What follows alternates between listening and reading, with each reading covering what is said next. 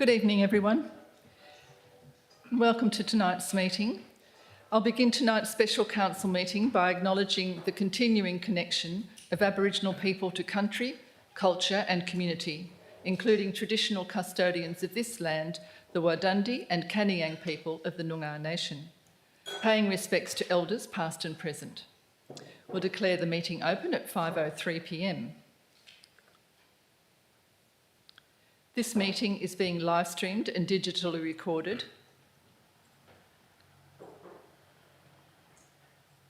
In accordance with Council Policy EMCP2, members of the public are reminded that no other visual or audio recording of this meeting by any other means is allowed without the permission of the chairperson. Whilst every endeavour has been made to only record those who are actively participating in the meeting, loud comments or noises may be picked up in the recording. Attending tonight, we have Councillor Peter Gubler, and I apologise for getting your name wrong last meeting, Peter. Councillor Grant Patrick, Councillor John Bailey, Councillor Anita Lindeman, Councillor Diana Shand, Councillor Anne Mitchell will be joining us later. She's expecting to be here in another 5 minutes. And Councillor Glover will be attending via electronic means, as will Councillor Davey. They'll be joining us by Teams. Do we have Councillor Glover and Councillor Davey online? Councillor Davey is there? Yes, I'm here. Is Councillor Glover with you, or is she joining separately? I believe she's joining separately. Thank you. Councillor Davey, would you like to read out your declaration? Yes. So pursuant to section 14CA item 5 of the Local Government Administration Regulations 1996, I, Councillor Alexis Davey, declare that I am situated in a location where I can maintain confidentiality throughout the duration of the meeting. Thank you, Councillor Davey. And we might have Councillor Glover joining us shortly. Staff attending the meeting are CEO Tim Clinch, our Well, I've got you still as temporary CEO. And we managed to squeeze in one more meeting before you go, Tim, so we'll still call you temporary CEO. And then we also have our new CEO, Nicholas O'Connor. And I'd like to welcome you, Nick. You've been appointed to the role for the term of 5 years. Sounds like a sentence, doesn't it?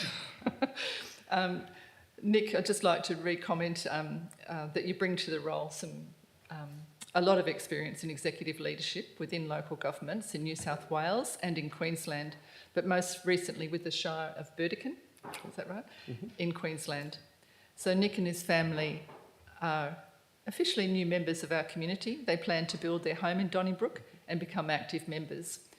On behalf of all councillors and staff of the Shire and also residents within the community, we welcome you and please accept this warm welcome to you and your family. Thank you very much, President. So maybe if I just respond, if yes. That's okay? Yeah, so look, just want to thank you and certainly the councillors for the privilege of being able to serve as your next permanent CEO. I understand there's been a number of temporary CEOs who've done a sterling job, so have laid a really solid platform.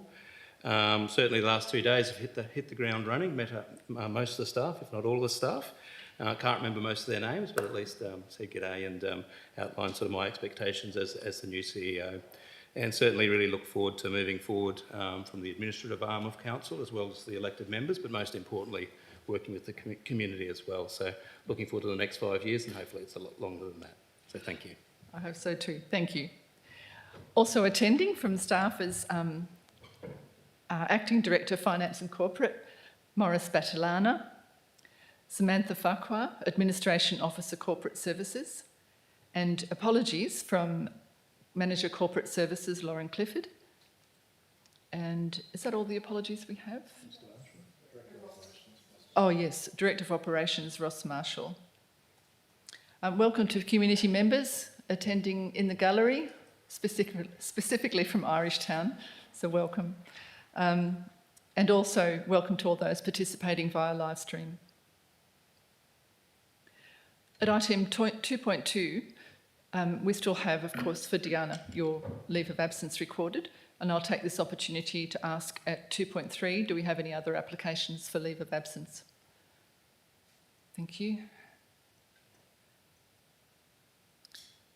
Okay. The purpose of this meeting, of this special council meeting, is to discuss the proposed budget amendments to address matters in the aftermath of the Irish Town Bridge fire. Before we embark on that item in the agenda, at item 4, we have declarations of interest. Do councillors have any items to declare an interest for? No. And public question time.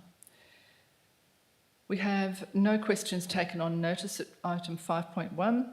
At 5.2, in accordance with clause 7.3 of the Local Government Administration Regulations, public questions must relate to the stated purpose of the special council meeting. Do we have any questions from the public? No? Thank you.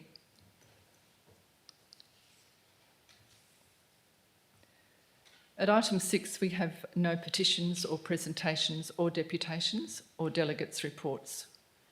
And at item 7, we have no reports of committees. Which brings us to item 8.1.1, budget amendment, Irish Town Bridge fire. And what I think I'll do, CEO Clinch, would you like to speak to this item? And then following this, is it appropriate that I invite questions from councillors and before opening it to debate? Is that the appropriate? Okay. Thank you. Councillors, I think the report obviously is reasonably self-explanatory. The councillors are aware of the fire that occurred last week that destroyed the bridge on Irish Town Road, and since that time, there's so obviously, sorry, if I take a step back, that has caused a great deal of inconvenience to residents because it really was the sole constructed access into that locality. There was and is, or there was at the time, a fairly rough track that could be used as an alternative access, and that has now become the sole access to the locality. Shire staff have made some improvements to that track in the last week, but it still is considered to be of insufficient quality to meet the anticipated traffic volumes that will exist for upwards of 5 to 6 months while the bridge is repaired. A section of that road, of that track, is also outside the road reserve and traverses private property. And if the road is to be upgraded, it really should be upgraded within the road reserve. Obviously, you can't budget for emergencies such as this, so the purpose of this item is to seek council approval to approve unbudgeted expenditure to upgrade the roads, so that being Bridge Street, Kelly Road, Fowler Street and Hamilton Street. So to approve unbudgeted expenditure for that. Noting that we have lodged an insurance claim for the bridge, and part of the insurance claim is to seek coverage of the costs of upgrading the roads, because the roads essentially only need to be upgraded because the bridge has been destroyed. And at the same time, we're also seeking council approve unbudgeted expenditure for the initial works of the bridge, which is really the design process, obtaining necessary approvals, which may include Aboriginal cultural heritage approvals, and project management, which would include preparing tender documentation and running the tender process. So we're seeking unbudgeted expenditure of that on the basis that it's expected that those costs will be reimbursed by insurance. And moving forward, council can't at this stage approve the works, the cost of doing the works on the bridge, because that will be done by a request for tender process, of which will come back to council in due course, and at that time council would approve that unbudgeted expenditure. that's a very brief summary of obviously what is a very significant issue. Thank you, CEO Clinch. We'll open it up for questions now, and I also have a suite of questions from Councillor Davey. I might move to those first so that it's easier for Councillor Davey to just run through them. Councillor Davey, would you like to proceed?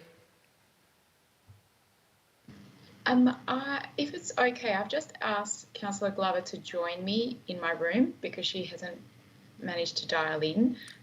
So if you want to take questions from the floor, I'll get her in the room and we can do our declaration. Is that okay? Yes, thank you. I'll also note that Councillor Mitchell has joined us. Thank you.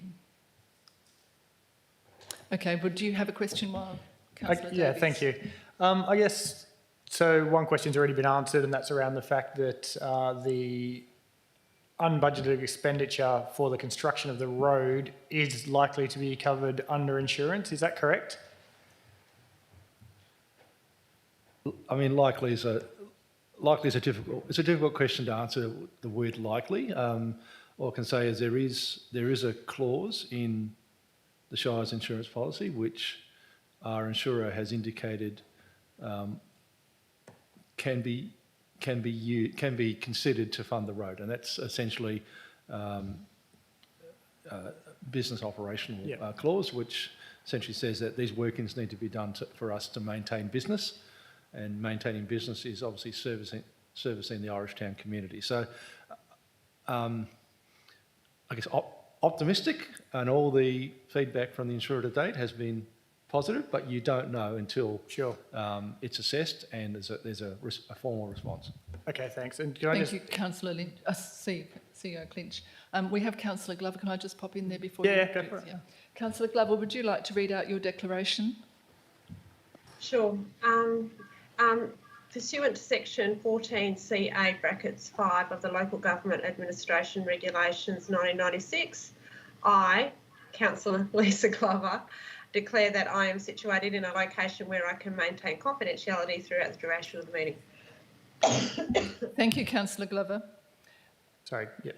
Just to continue with that then, what level, when we're talking about construction or upgrading of Kelly Road, Fowler Street and Hamilton Street, can you advise what level of, what are we talking about upgrading? Are we talking about a gravel cover? Are we talking about sealing?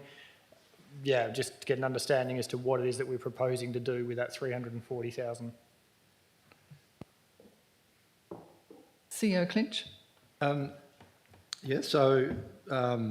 We divided those roads into three sections. So what we're calling Section A, which is the end closest to Irish Town, so Hamilton Street and Fowler Street. It's about 1.3 kilometres in length. So that would be improved to a 150mm gravel road base, widen the road to be a 6-metre carriageway, so really to allow vehicles to safely pass, with a minimum 6.5 formation, essentially a cleared area, and 8-metre formation on bends, which really facilitates trucks to use. So in saying that, and for the next section, this is a little bit predicated, obviously, on getting approvals for clearing of vegetation, of trees in particular. And so there always is the possibility that if you can't achieve a 6-metre width carriageway the whole length, because there might be significant tree, you could narrow the road around trees and have suitable points where cars can pause while another car gets through. That would be secondary. We'd ideally like to have a 6-metre wide carriageway, but obviously it is important to preserve significant trees if possible, and you may not get approval to remove significant trees. So our fallback position would be to have 6 metres wherever we can, and as long as there was safe sight distances, you could narrow down to say 4 metres, and a car would have to pause while another car came through. But ideally, the first option would be the way to go. Section B, which is the section of Kelly Road which is currently on private property. So that would be, so the intent here is to completely reconstruct this road onto the road reserve, so not have it on private property, and again construct that to a 6-metre wide gravel formation with the same 6.5 metre minimum formation, 6 metre wide carriageway with a 6.5 metre minimum formation and up to 8 metres on bends. But again, clearing required, a lot more extensive clearing on this section of road than elsewhere. And so if there is a need to preserve trees or you can't get approval, we would again have maybe perhaps a narrower section in parts. And then section C, which is essentially Kelly Road from there to Bridge Street. That road is actually quite in a reasonable condition at the moment. Would be just to gravel sheet the current carriageway to ensure we had a 6 metre carriageway. And in priority, A is first, at the end closest to Orangetown, B, which is the bit on private property, and then C, the Donnybrook end would be the last stage we would do. Thank you, CEO Clinch. CEO Lindemann. Councillor Lindemann. Thank you, too many. Yes, through the chair, I just want to ask, with this road, proposed road, would semi-trailers be able to travel on it in all conditions, or is it going to be the fair weathered road up until a point? CEO Clinch. Our intent is to cater for the type of traffic that needs to use the road. So semis should be able to use it because semis are required to come out. So there has been some discussion with some of the producers there about the types of vehicles, trucks that they use. So that's the intent, yes. Okay. A lot of this is predicated if there is clearing that Yeah. might affect some of the design, but the intent is to have a road that can cater for all the traffic that needs to get up there. Okay. Thank you, CEO Clinch. And just a second Councillor question. Thank you, through the chair. When do you expect to hear from the insurance company? CEO Clinch. Again, I can't give you a specific date other than saying that the insurer acknowledges the urgency of the matter and that the impacts been suffered by the community. And for example, the assessor has already been on site and essentially came on site 1 or 2 days after they were appointed. So that's quite rare for that quicker response. So we're quite optimistic that we're talking weeks, not months. Thank you, CEO Clinch. Does anyone else have a question before I ask one more? Well, go ahead. Councillor Shand. It's probably just more of a statement. I think on the day that we were talking about all this, there was an inference that it was a main roads situation. So it's not. It's a Shire asset, is it? CEO Clinch. So the bridge is owned by the Shire. However, main roads have a role in bridge design, and so you can't make improvements or make changes to a bridge without main roads consent. So they take responsibility for all the design. So they've been on site, they've done the structural assessment. That's their responsibility, and they will do the design for the repairs. But at the end of the day, the council will fund the repairs, hopefully via insurance. That's the intent. Thank you, So- CEO Clinch. Sorry, carry on from that then, the 200,000 for design. So is that an intergovernmental fee that we're going to have to pay to main roads, or how does that work? Thank you, CEO Clinch. No, that main roads will fund the design. Essentially that section is really for the approval process. And as I said, probably the highest cost of that process would be if there's a need for Aboriginal heritage approval, and preliminary discussions with the relevant Aboriginal corporation is that it will require an approval. And it's also, project management is probably more managing the tender process.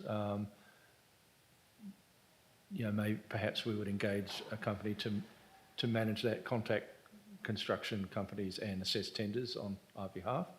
The design that's been put in there, I guess, in case there's additional design costs outside of main roads. But we don't expect that will be the case, but it's been added in, I guess, because it gives some discretion to meet that expenditure if necessary. Thank you, CEO Clinch. Councillor Lindemann. This is for the President. What other avenues are you pursuing in regards to finding funding for this project? I have been in discussion with Jodie Han, a local member. It's probably preliminary until we understand the full scope of the options available to us at the moment. It's slightly preliminary to ask for a commitment to funds. However, Jodie Han has leveraged or has generated support with the Minister. So there's certainly, she's creating a sense of urgency around our requests, making sure that everyone's working with us in main roads and yeah, but it's too soon to say that we need a defined amount of money until we actually know. Yes, please, CEO Clinch. I guess the first question the government would ask in any such request would be, are you covered by insurance? And so really we need to get the answer on insurance coverage to determine whether there's a need to seek other funds from government, or two, perhaps if there's a need to maybe carry out at a later date some further improvements to the road. Someone mentioned sealing, for example. Perhaps there could be an argument put forward to government to fund additional improvements. But at this stage, they'll want to know, is it insured or not? And it's the first question they'll ask on any infrastructure request that has had damage: is it insured? And if it is the insurance going to cover all the costs of doing the road? So we hopefully have that answer very soon, and depending on the answer, the President will no doubt talk to government a bit further. I was going to say CEO again, Councillor Patrick. Thank you. Just a question around, okay, so assuming we approve this, knowing that it's something that needs to be done, where is the funding coming from? Obviously, it's unbudgeted. We do have small reserves, some savings, whatever else, but where initially would this money be coming from, and what impact will that have on the current sort of budget as it stands at the moment? Thank you. Would you like to answer it? Or? So at this stage, it's not coming from anywhere. It's just extra. It's just additional expenditure. Obviously, the Shire manages its cash flows, and there's a large construction program this year, and it's all not going to be done in the first 3 or 4 months. So we even if insurance took longer, we have the capacity to fund the works. But obviously we would and the question is, is the insurer, what we're not aware of, is the insurer going to pay us direct the money, or are they just going to pay the contractors? We may not receive the income, and then they'll just reimburse us for any cost to date, and then they'll take on the responsibility moving forward. We haven't had that confirmed. It depends on the extent of damage and the extent of the payout, I think. But as I said, there's no doubt that the bridge damage will be covered by insurance. The bridge is fully insured. It's insured for $5.5 million, which is far in excess of the damage estimated cost of repairing. It's the road there is some doubt, slight doubt perhaps, but there is doubt. If the insurance didn't come through on that, there are options for council to fund it, either by changing a job in the current budget, or you can bring money forward from Roads to Recovery funding future years, because that's funded over a 5-year time frame, and we're only in year 1 of 5. So council could seek early payment of future years' monies. But I guess at the end of the day, we're hoping that's why we haven't put all those options in, because at this stage we're assuming we'll get insurance payout on that. And if we don't get insurance payout on it, there'll be a report back to council very quickly to discuss what other options exist. Thank you. Thank you, CEO Clinch. Councillor Shand. Just on the Kelly Road works, will that be something then we're going to have as an ongoing maintenance on that road? If we're going to spend that money on that road, are we going to have another road that we're now having to maintain? Otherwise we've spent all that money. That's a good question. Yes. I'm, and you correct me if I'm wrong, but I assume you're saying that after we rebuild the new section on the road reserve, will we still have to maintain the current section through private property? Is that essentially, so on that basis, the intent would be no, because that road, the landowner has been incredibly generous in allowing the residents of Orangetown to use that road. That road would revert back to being a private road, and then we would maintain obviously the road on the road reserve. So we may have to do some work to return it to, if it's damaged by, the heavy loads of traffic before the new road is built. Obviously, we would have a conversation with that property owner and say, do we need to return it back to the condition that it was? I think that's the least that the Shire could do in recognition of Generosity. how accommodating they've been to the community. But we wouldn't maintain it ongoing after that, because essentially it can be gated at either end, and our assumption will be that it will be gated and it'll be an internal driveway, farm sort of access road. So do you know if those costs have been also included in the insurance claim, these additional costs as approximate cause that's done to the bridge? CEO Clinch? No, they haven't. No, those costs. But we wouldn't it's not like we're going to reconstruct that road. We would grade it, perhaps, and Make good. it really is a track at the moment. That's what it is. It's a track, Yep. and we would make sure that it was returned to a suitable standard to exist as a track. I'm kind of talking more about the costs associated with it. Through the chair. Yeah, through the chair. Yeah, so you're talking about our forward budget. Are we going to have an additional maintenance cost of the entire road? No, so that was answered, but I'm asking about the insurance side now, because my understanding with insurance is you have approximate cause, which is what damage has happened as a consequence of that fire under the bridge. So if we've had to actually make another road as a consequence, could that be included in the claim? CEO Clinch? No, that is in our claim. So we've asked the insurance company to fund the costs of upgrading these roads as part of that business continuation clause that exists in the policy. So the intent is that they will fund the full costs. Thank you. Yep. And I apologise, I'm not that prepared for this meeting now. Am I correct in thinking that our construction crew will do the roadworks on this? Because you have mentioned the word contractors. Are we looking at using our construction crew or contractors for the road? CEO Clinch? At this stage, I think the preference is to use our construction crew.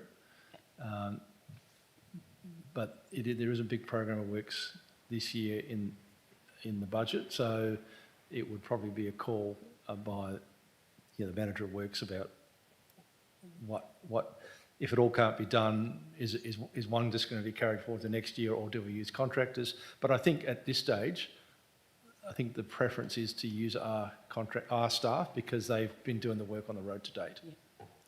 Thank you, CEO Clinch. Can I just have a Councillor supplementary one?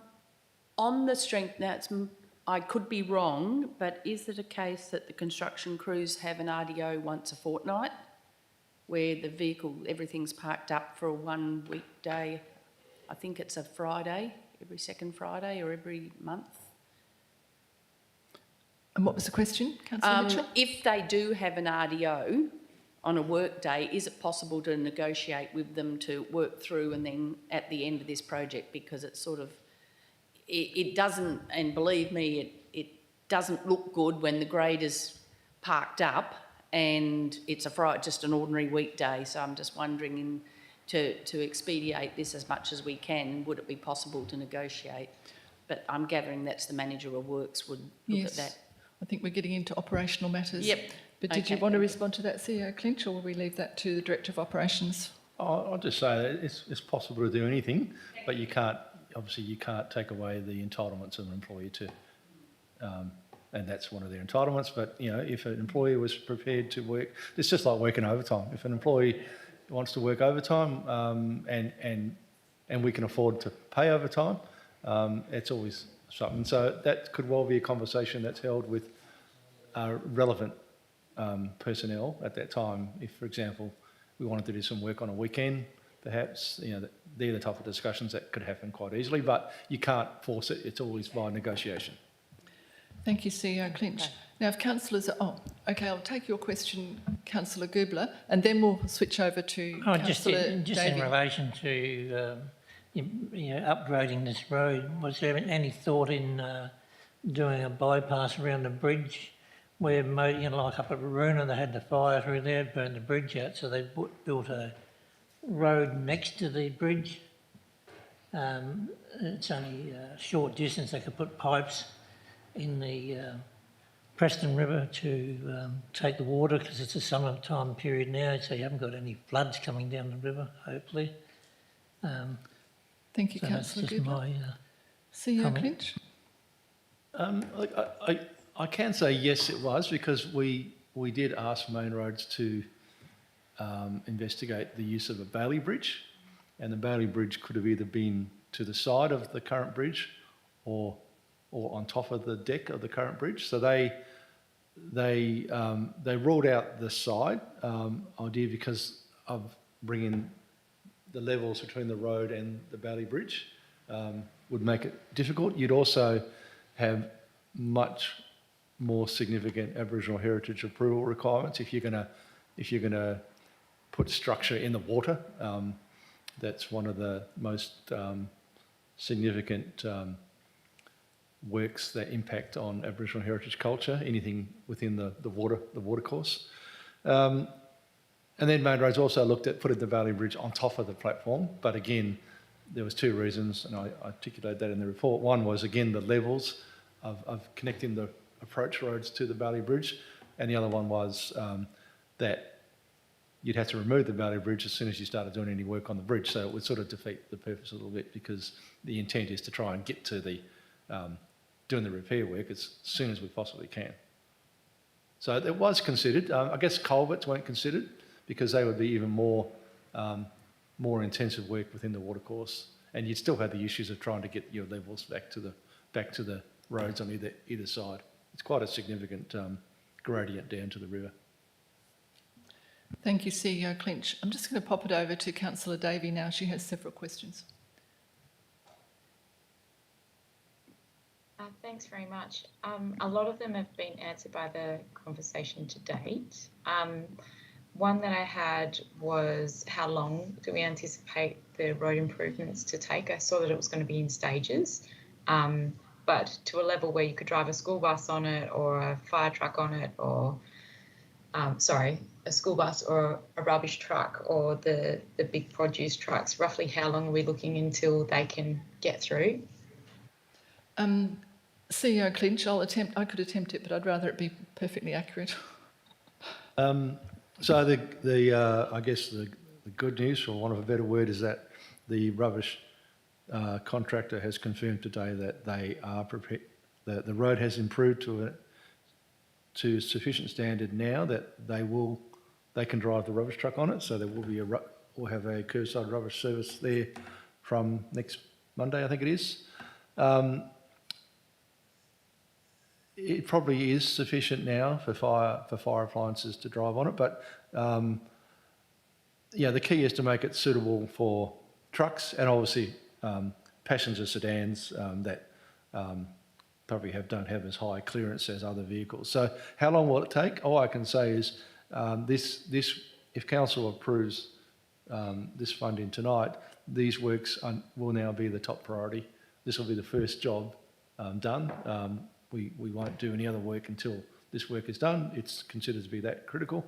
How long it takes, it will depend particularly on the bits that require clearing. We'll have to get approvals for clearing, and that's a little bit out of our control. Obviously, we will emphasise the critical nature and seek early consideration. So I can't really answer the timeline other than to say that it is the number one road construction priority in the event of council approving the funding tonight. Thank you. Councillor Davey?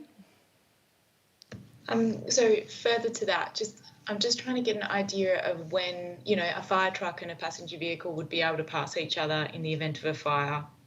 Like, is it likely to be a month or not until the end of summer? There's been some questions coming from the community around risk of being able to get out if fire trucks were coming in. And I understand you can't give a firm timeline, but perhaps like these conversations with politicians, etc., could be along the lines of helping get those approvals through and not just helping with funding once we know if the insurance claim is successful. So sorry to double up on that question, but like widening the road, you said would need clearing approval. Is that just like a small section we need clearing approval, or just the Kelly Road section? Thank you, Councillor Davey. I do know that there's been some work done to look at alternative routes throughout the summer as a fire or evacuation route, but CEO Clinch? I think so. Most of the clearing is on the section of Kelly Road that's been realigned into the road reserve, because obviously that section of road reserve doesn't even have a track on it at the moment. So that's where most of the clearing is. But there is, I think, is it Fowler Street? Ideally, it would be good potentially to just widen in sections there, and then that might require some minor clearing. But the majority of the clearing is on the currently unconstructed portion of Kelly Road. And look, I agree with Councillor Davey that one area of advocacy that the Shire could take once we have submitted a clearing application would be to seek assistance from our local member to see if that can be prioritised. Okay. Thank you, CEO Clinch. Councillor Davey, do you have any further questions? Yes.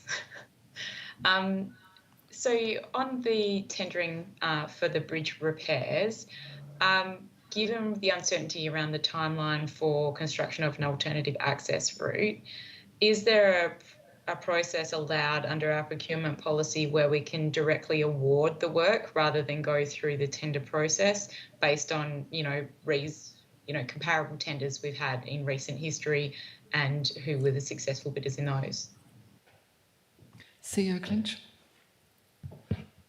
So we need to separate tenders from other procurements. So tenders are any contract of a value of 250,000 or more. So that is likely to be the bridge repairs. There's no doubt that they will be more than 250,000. There's no discretion to avoid the tender process. That is compulsory. There's no exemption that could be applied. But we can advance I think it's a minimum of 14 days is you run tenders. So that's obviously quite a short period of time for companies to fully cost something up and bring back a proposal. But the intention is that we will start engaging with those construction companies as soon as we have what they call a 15% design, like a very preliminary design. We'll start, and that's I think that by next week we'll be able to engage with those companies. Determine who has availability, because the preliminary design will give them some idea of the extent of works, and they'll know how long those works would typically take, and we'd be able to narrow down those contractors that would have availability and have communications with them. So when it comes to advertising the tender, those companies have already done some work on it and would be able to respond in a quicker manner than perhaps they would if it was just a random tender that was advertised. So possibly we might get away with a 2 or a 3 week tender period, depending on how much of that communication has happened. And so there's no way around the tender that if it's less than 250,000, which would be perhaps, the project management element, the Aboriginal heritage element. You don't need to run a tender on that, but you need to follow your procurement policy. Procurement policy does stipulate a minimum number of quotes are received unless there's a single supplier. So the Aboriginal heritage one would likely be a single supplier because you had to go through the Aboriginal Corporation, and there's only one of those that apply in the Irishtown Bridge area. Potentially the project management and such, we might have to get multiple quotes, but again, we can run that process reasonably quickly. Thank you, CEO Clinch. Councillor Davey? Yeah, I was just wondering, you talked about the cost of the bridge being significantly more than 200,000. Could you please give us your best estimate of how much it does cost to replace the bridge? CEO Clinch? No. Look, I wouldn't hazard a guess. It could be 500,000, it could be $1 million, it could be more. We don't know. We won't know until tenders. But it will be. We've talked to Main Roads, and they've indicated we're talking hundreds of thousands of dollars. But you just don't know, and you also don't know what the contractor is going to charge. It may well be that contractor availability is quite low, and there may not be a lot of interest. And so I wouldn't even hazard a guess. Just one point, CEO Clinch, to mention is perhaps that it's not the whole bridge that has to be replaced. It's one side of the bridge, Yeah. in particular. What would it be? The south side. I think the right-hand side as you're going into Irishtown. That's the side that has the damage, and obviously the abutment at the highway end of the bridge needs to be reconstructed. Councillor Davey? Sorry, I have two more quick questions, but noting that I've had quite a few in a row, does anyone else want to jump in? Nope, you're right. So it notes in the report that President McCarthy, you needed to approve some initial emergency funding. Is that amount that has been initially approved captured within the dollar values given in the report, or is that additional? It's captured within the report. Yeah. Okay, and my very final, very brief point was, I think in the motion, it talks about the fire being on the 1st of October, but in the report, it talks about it being on the 2nd. So if we could just make that minor amendment before we move the motion. Thank you, yes. Are there any other questions? Councillor Lindeman? Not so significant, but however, moving forward with budgetary requirements, how might this affect insurance into the future for our Shire with this sort of claim? What sort of changes might occur? Thank you, Councillor Lindeman. Chair.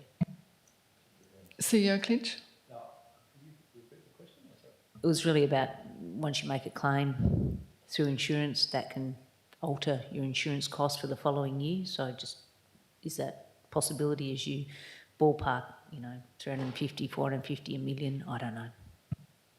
Thank you, Councillor Lindeman. I wouldn't know. History says that if you have a history of claiming, your premiums go up. But remember, LGIS is a mutual, so it's not necessarily run to the same standards. But I think there is evidence that if one local government has a history of claims, their premiums go up. And an unrelated example is workers' comp. If a local government has a high level of workers' comp that typically extends into multiple years, you will see significant increases in your workers' comp premiums. So could well be. Councillor Bailey? Through the chair, excuse me, seeing that clearing is going to be a problem, an issue, what groups or agencies get involved in that approval? In those approvals? For clearing, yeah. Thank you. CEO Clinch, who do we approach for those approvals? It's Department of Water and Environment Department of Water and Environmental Regulation. And that's the only group? It depends on the extent of clearing. depending on the extent of clearing, they can be advertised, and then obviously there are groups out there that historically will object to clearing applications. We would obviously put forward a proposition that this clearing is emergency clearing and it is minimal to achieve what we want to achieve. Thank you, CEO Clinch. Any more questions from councillors before we put this to debate? Lisa. Sorry. Thank you, Lisa. Can I ask a Councillor question? Glover? Yeah, that's me. This may be a question. I suppose my first part of the question is it's about mitigating risk on the developments that have only one way in, one way out, because I don't know, I'm wondering how many of these other similar situations do we have, and should these matters about developments that have just single access in and out, should they be also perhaps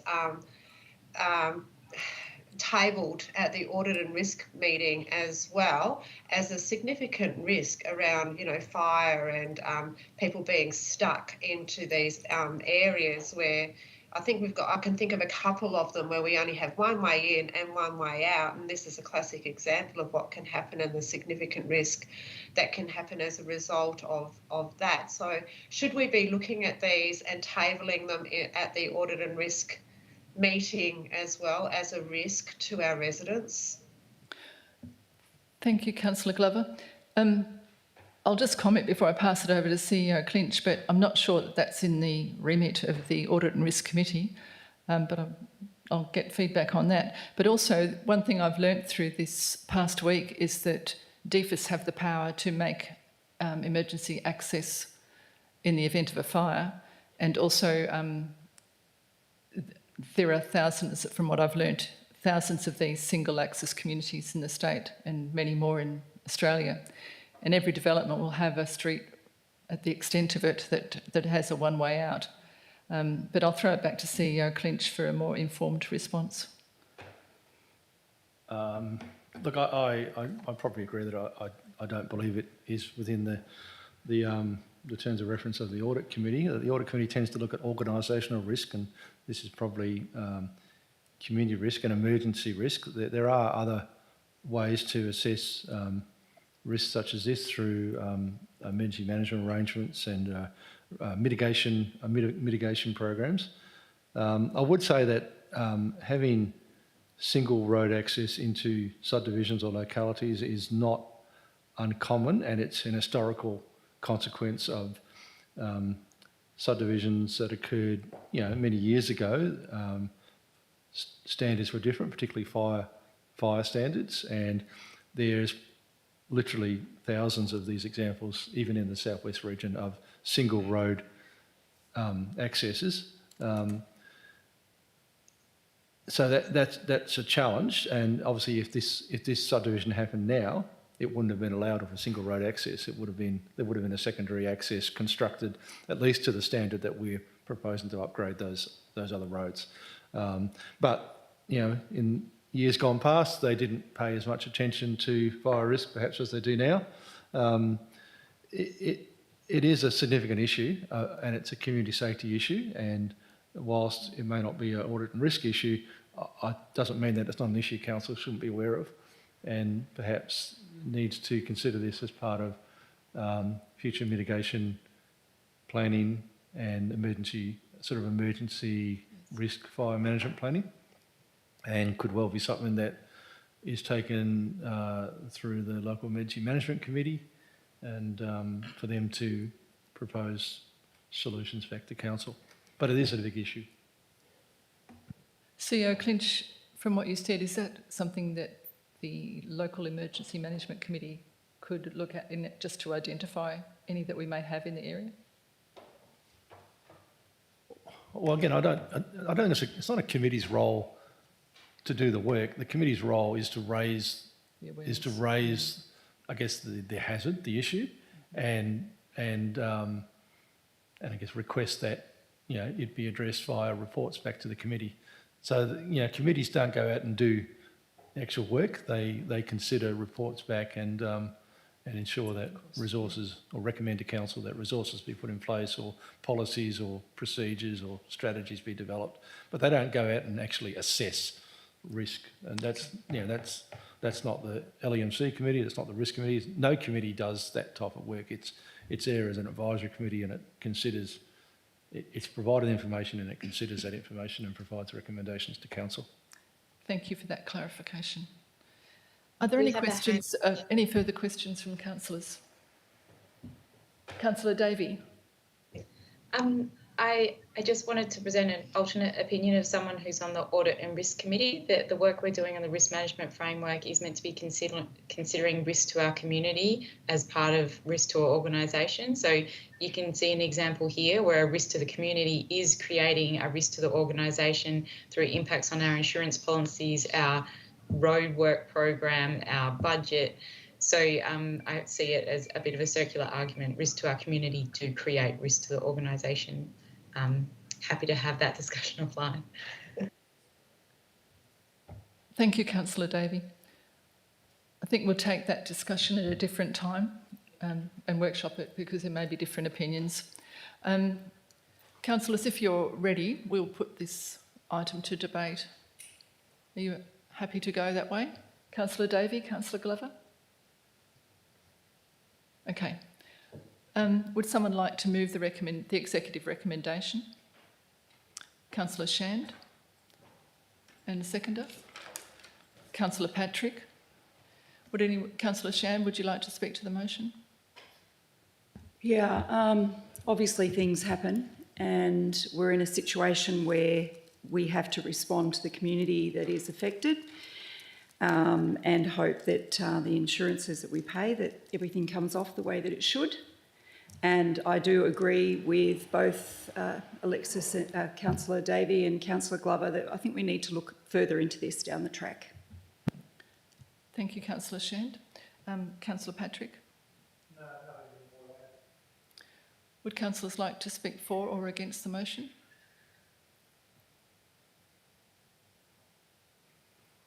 Okay, we'll put that to vote. All in favour? It's carried unanimously. Well done.